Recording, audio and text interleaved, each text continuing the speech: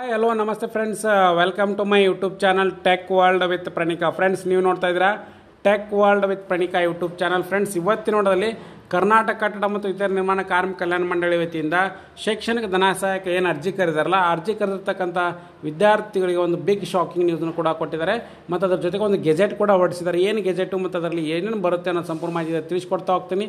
ತಪ್ಪು ಸ್ಕಿಪ್ ಮಾಡೋದು ಪೂರ್ತಿಯಾಗಿ ನೋಡಿ. ಹಾಗೆ ನಿಮಗೆ ಇಷ್ಟ ಆದರೆ ಒಂದು ಲೈಕು, ಶೇರು, ಸಬ್ಸ್ಕ್ರೈಬ್ ಮಾಡಿ ನೋಡಿ. ಫ್ರೆಂಡ್ಸ್, 2023-24ನೇ ಸಾಲಿನಲ್ಲಿ ಈಗ ಹೊಸದಾಗಿ ಅರ್ಜಿ ಸಲ್ಲಿಸುವಂಥ ವಿದ್ಯಾರ್ಥಿಗಳಿಗೆ ಒಂದು ಹೊಸ ಗೆಜೆಟ್ನ ಕೂಡ ಹೊರಡಿಸಿದ್ದಾರೆ. ಆ ಗೆಜೆಟ್ನಲ್ಲಿ ಶೈಕ್ಷಣಿಕ ಧನ ಸಹಾಯ ಎಷ್ಟು ಬರುತ್ತೆ ಅನ್ನೋದನ್ನು ಕೂಡ ಅಫಿಷಿಯಲಾಗಿ ಮೆನ್ಷನ್ ಮಾಡಿದ್ದಾರೆ.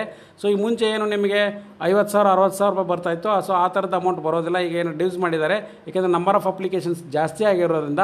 ಮುಂಚೆಲ್ಲ 3 ಲಕ್ಷ ಅಪ್ಲಿಕೇಶನ್ ಬರ್ತಾಯಿತ್ತು, ಈಗ 12 ಲಕ್ಷ 15 ಲಕ್ಷ ಅಪ್ಲಿಕೇಶನ್ ಬಂದಿರೋದ್ರಿಂದ ಸೇಮ್ ಅಮೌಂಟ್ನ ಎಲ್ಲ ವಿದ್ಯಾರ್ಥಿಗಳು ಕೂಡ ಡಿಸ್ಪರ್ಸ್ ಮಾಡಬೇಕು ಅನ್ನೋ ದೃಷ್ಟಿಕೋನ ಇಟ್ಕೊಂಡು ಸೊ ಈಗ ಒಂದು ಹೊಸ ಅಪ್ಡೇಟ್ ಕೂಡ ಕೊಟ್ಟಿದ್ದಾರೆ. ಬನ್ನಿ ಫ್ರೆಂಡ್ಸ್, ಏನು ಅಪ್ಡೇಟ್ ಅಂತ ತಿಳಿಸ್ಕೊಡ್ತಾ ಹೋಗ್ತೀನಿ. ಫ್ರೆಂಡ್ಸ್, ಇಲ್ಲಿ ನೋಡಿ ಕಾಣ್ತದೆ ಅಂತ ಭಾವಿಸ್ತಾ ಇದ್ದೀನಿ ನಿಮಗೆ.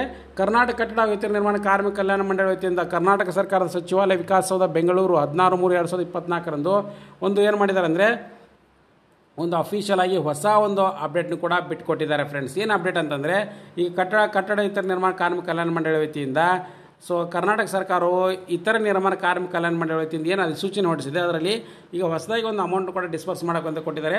ಸೊ ಇದರಲ್ಲಿ ಆ ಡಿಸ್ಪರ್ಸ್ ಮಾಡಿರೋಂಥ ಅಮೌಂಟ್ ಏನೇನಿದೆ ಅಂತ ಕೂಡ ನಿಮ್ಗೆ ತಿಳಿಸ್ಕೊಡ್ತಾ ಹೋಗ್ತೀನಿ. ನೋಡಿ ಫ್ರೆಂಡ್ಸ್, ಇಲ್ಲಿ ಈ ಕಾಂತದಿಂದ ಭಾವಿಸ್ತಾ ಇದ್ದೀನಿ ನಾನು. ಸೊ ಇಲ್ಲಿ ನೋಡಿ ನಿಮಗೆ ಕಾಂತದಿಂದ ಭಾವಿಸ್ತಾ ಇದ್ದೀನಿ. ಸೊ ಇಲ್ಲಿ ಉದ್ಯೋಗ ಕ್ರಮೀಕರಣ ಸೇವಾ ಷರತ್ತುಗಳು ಸೊ ಶೈಕ್ಷಣಿಕ ವರ್ಷ 2023-24 ಅನ್ವಯವಾಗಂತೆ ಈ ಕೆಳಕಂಡ ಶೈಕ್ಷಣಿಕ ಧನ ಸಹಾಯ ಮೊತ್ತಗಳನ್ನು ಪರಿಷ್ಕರಿಸಿ ಆದೇಶಿಸಿದೆ. 1ನೇ ತರಗತಿಯಿಂದ 5ನೇ ತರಗತಿವರೆಗೆ 1,800 ರೂಪಾಯಿ, 6ನೇ ತರಗತಿಯಿಂದ 8ನೇ ತರಗತಿ ಓದ್ತಾ ಇದ್ದರೆ 2,400 ರೂಪಾಯಿ ಬರುತ್ತೆ. ವಾರ್ಷಿಕ ಶೈಕ್ಷಣಿಕ ಧನ ಸಹಾಯದ ಮೊತ್ತ 9ನೇದಿಂದ 10ನೇ ತರಗತಿ ಇದ್ದರೆ 3,000, ಪ್ರಥಮ PUC ದ್ವಿತೀಯ PUC ಇದ್ದರೆ 4,600, ಗರಿಷ್ಠ 3 ವರ್ಷದ ಪದವಿ ಓದ್ತಾ ಇದ್ದರೆ 10,000 ರೂಪಾಯಿ.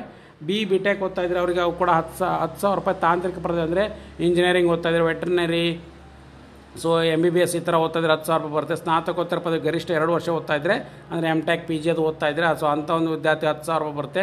ಪಾಲಿಟೆಕ್ನಿಕ್ ಡಿಪ್ಲೊಮಾ ITI ಓದ್ತಿದ್ರೆ 4,600 ರೂಪಾಯಿ. BSc ನರ್ಸಿಂಗು ಮತ್ತು JNM ಪ್ಯಾರಾಮೆಡಿಕಲ್ ಕೋರ್ಸ್ ಓದ್ತಾ ಇದ್ದರೆ 10,000 ರೂಪಾಯಿ. B.Ed ಓದ್ತಾ ಇದ್ದರೆ 6,000 ರೂಪಾಯಿ. ವೈದ್ಯಕೀಯ ಕೋರ್ಸ್ ಏನು ಓದ್ತಾ ಇದ್ದಾರೆ ಸೊ ಸ್ನಾತಕೋತ್ತರ BMS MBBS ಅದರ ಜೊತೆ BDS BHMS ಈ ಕೋರ್ಸ್ ಓದ್ತಾರೆ 11,000 ರೂಪಾಯಿ ಬರುತ್ತೆ. LLB LLM ಓದ್ತಾ ಇದ್ರೆ 10,000 ರೂಪಾಯಿ ಬರುತ್ತೆ. MTech ME ಸ್ನಾತಕೋತ್ತರ ಪದವಿ ಓದ್ತಾ ಇದ್ರೆ 10,000. MD ಮೆಡಿಕಲ್ ಓದ್ತಾ ಇದ್ರೆ 12,000. PhD MPhil ಓದ್ತಾ ಇದ್ರೆ 11,000. IIT ITIನಲ್ಲಿ ಓದ್ತಾ ಇದ್ದರೆ ಅವ್ರಿಗೆ 11,000 ರೂಪಾಯಿ ಕೂಡ ಭಾರತ ಸರ್ಕಾರ ಮಾನ್ಯತೆ ಕೋರ್ಸ್ಗಳು ಕೂಡ ಬರ್ತಾ ಹೋಗುತ್ತೆ ಫ್ರೆಂಡ್ಸ್. ಸೊ ಹಾಗಾಗಿ ಸೊ ಈ ಪರ್ಟಿಕ್ಯುಲರ್ ಅಮೌಂಟ್ನ ವಿದ್ಯಾಭ್ಯಾಸದ ವಿವರಗಳನ್ನು ತರಗತಿ ಮತ್ತು ಕೋರ್ಸ್ ಗ್ರೇಡ್ ಅನುಗುಣವಾಗಿ ಅವ್ರಿಗೆ ಎಷ್ಟೆಷ್ಟು ಅಮೌಂಟ್ ಬರುತ್ತೆ ಸಾಕಷ್ಟು ಮಂದಿ ವಿದ್ಯಾರ್ಥಿಗಳು ಕೂಡ ನನಗೆ ಕೇಳ್ತಾ ಇದ್ರು. ಏನಪ್ಪ ಅಂದರೆ ಸರ್ ಪರಿಷ್ಕರಿಸಿದಂಥ ಅಮೌಂಟ್ ಎಷ್ಟೆಷ್ಟು ಬರುತ್ತೆ ನೋಡಿ ಫ್ರೆಂಡ್ಸ್. ಈಗ ತೋರಿಸಿದ್ದೀನಿ ನಾನು ನಿಮ್ಮ ಕೋರ್ಸ್ಗೆ ಅನುಗುಣವಾಗಿ ಯಾವ ತರಗತಿ ಓದ್ತಾ ಇದ್ದಾರೆ, ಯಾವ ಕೋರ್ಸ್ ಓದ್ತಾ ಇದ್ದಾರೆ ಅದಕ್ಕೆ ಅನುಗುಣವಾಗಿ ಇಷ್ಟು ಅಮೌಂಟ್ನ ರಿವೈಸ್ ಮಾಡಿದರೆ ಈ ಶೈಕ್ಷಣಿಕ ಧನ ಸಹಾಯ 2023-24 ಅನ್ವಯವಾಗುತ್ತದೆ ಪರಿಷ್ಕರಣೆ ಮಾಡಿ ಆದೇಶವನ್ನು ಕೂಡ ಹೊರಡಿಸಿದೆ ಫ್ರೆಂಡ್ಸ್. ಹಾಗಾಗಿ ಸೊ ನಿಮಗೆ ಈ ಪರ್ಟಿಕ್ಯುಲರ್ ಅಮೌಂಟ್ ಕೂಡ ಇಷ್ಟೇ ಬರುತ್ತೆ, ಇದನ್ನು ಬಿಟ್ಟು ಜಾಸ್ತಿ ಬರೋದಿಲ್ಲ. ಇದನ್ನು ಷರತ್ತುಗಳು ಕೂಡ ಹೊರಡಿಸಿದ್ದಾರೆ. ಏನು ಹೊಡಿದ್ದಾರೆ ಅಂದರೆ ಕರ್ನಾಟಕ ರಾಜ್ಯ ಪತ್ರ ಶನಿವಾರ 16 ಮಾರ್ಚ್ 2024 ಗೆಜೆಟ್ನ ಹೊರಡಿಸಿದ್ದಾರೆ. ಈ ಗೆಜೆಟ್ನ ಪ್ರತಿಯನ್ನು ಕೂಡ ನಿಮಗೆ ಲೈವ್ನಲ್ಲೇ ತೋರಿಸ್ಕೊಡ್ತಾ ಇದ್ದೀನಿ ಫ್ರೆಂಡ್ಸ್. ಹಾಗಾಗಿ ನೀವು ಲೇಟೆಸ್ಟ್ ಆಗಿರ್ತಕ್ಕಂಥ ಎಲ್ಲ ಅಪ್ಡೇಟ್ಗಳಿಗೋಸ್ಕರ ಚಾನಲ್ ಸಬ್ಸ್ಕ್ರೈಬ್ ಮಾಡ್ತಾಯಿರಿ. ನಾನು ನಿಮಗೆ ಪ್ರತಿದಿನ ಕೂಡ ಅಪ್ಡೇಟ್ ತೊಗೊಳ್ತಾ ಇರ್ತೀನಿ. ಈ ಮೇಲಿನ ಸಹಾಯಧನ ಮೊತ್ತವು ಶೈಕ್ಷಣಿಕ ವರ್ಷ 2023-24 ಸಾಲಿನ ಅನ್ವಯವಾಗುತ್ತೆ.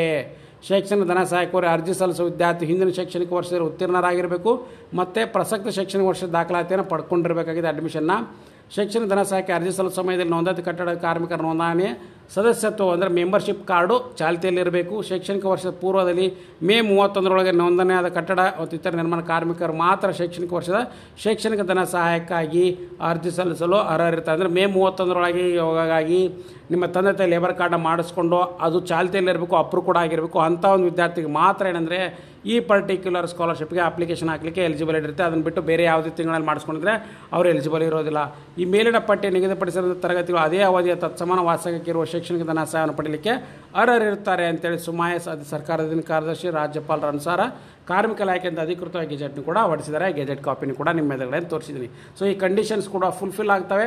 ಸೊ ಹಾಗಾಗಿ ಇನ್ನು ಮುಂದೆ ಶೈಕ್ಷಣಿಕ ಧನ ಸಹಾಯಕ್ಕೆ ಅರ್ಜಿ ಸಲ್ಲಿಸುವಂಥ ಎಲ್ಲ ವಿದ್ಯಾರ್ಥಿಗಳು ಕೂಡ ಈ ಪರಿಷ್ಕರಣೆ ಮೊತ್ತವನ್ನು ಕೂಡ ನಿಮಗೆ ಬರ್ತಾ ಹೋಗುತ್ತೆ ಫ್ರೆಂಡ್ಸ್. ಈಗ ತೋರಿಸಿದ್ನಲ್ಲ 1ರಿಂದ 5ನೇ ತರಗತಿ ಹಿಡ್ಕೊಂಡು BA MTech BE PhD MBBS MA ಎಲ್ಲ ಓದ್ತಾ ಇದ್ರು ಕೂಡ 1,800 ರೂಪಾಯಿ ಕೂಡ ಮ್ಯಾಕ್ಸಿಮಮ್ 12,000 ರೂಪಾಯಿ ಕೂಡ ಬರ್ತಾ ಹೋಗುತ್ತೆ. ಇದನ್ನು ರಿವೈಸ್ ಮಾಡಿದ್ದಾರೆ. ಸೊ ಹಾಗಾಗಿ ಇದೊಂದು ಬಿಗ್ ಅಪ್ಡೇಟ್ ಫ್ರೆಂಡ್ಸ್. ಸೊ ಹಾಗಾಗಿ ನಿಮಗೆ ಲೈವ್ನಲ್ಲಿ ತೋರಿಸ್ಕೊಟ್ಟಿದ್ದೀನಿ ನಾನು. ಅಧಿಸೂಚನೆ ಹೊರಡಿಸಿದ್ದಾರೆ 16/3/2024 ಸೊ ಇದು ಗೆಜೆಟ್ ಕಾಪಿನ ಕೂಡ ನಿಮ್ಮ ಎದುರುಗಡೆ ಹಾಜರುಪಡಿಸಿದ್ದೀನಿ. ಹಾಗಾಗಿ ಸಾಕಷ್ಟು ಮಂದಿ ವಿದ್ಯಾರ್ಥಿ ಕೇಳ್ತಾಯಿದ್ರು, ಸರ್ ನಮಗೆ ಲೇಬರ್ ಕಾರ್ಡ್ ಸ್ಕಾಲರ್ಶಿಪ್ ಅಮೌಂಟ್ ಎಷ್ಟು ಬರುತ್ತೆ, ರಿವೈಸ್ ಲೇಬರ್ ಸ್ಕಾಲರ್ಶಿಪ್ ಅಮೌಂಟ್ ಎಷ್ಟು ಬರುತ್ತೆ ಅಂತ ಕೇಳ್ತಾಯಿದ್ರು. ಸೊ ಹಾಗಾಗಿ ಇಷ್ಟು ಅಮೌಂಟ್ ಬರುತ್ತೆ ಫ್ರೆಂಡ್ಸ್, ಇದನ್ನು ಬಿಟ್ಟರೆ ಜಾಸ್ತಿ ಅಮೌಂಟ್ ಬರೋದಿಲ್ಲ. ಸೊ ಹಾಗಾಗಿ ಇದು ಲೇಟೆಸ್ಟ್ ಆಗಿರ್ತಕ್ಕಂಥ ಅಪ್ಡೇಟ್. ಈ ವಿಡಿಯೋ ಮಾಹಿತಿ ಇಷ್ಟ ಆಗಿದ್ದರೆ ಒಂದು ಲೈಕು, ಶೇರು, ಸಬ್ಸ್ಕ್ರೈಬ್ ಮಾಡಿ. And finally thanks for watching the video.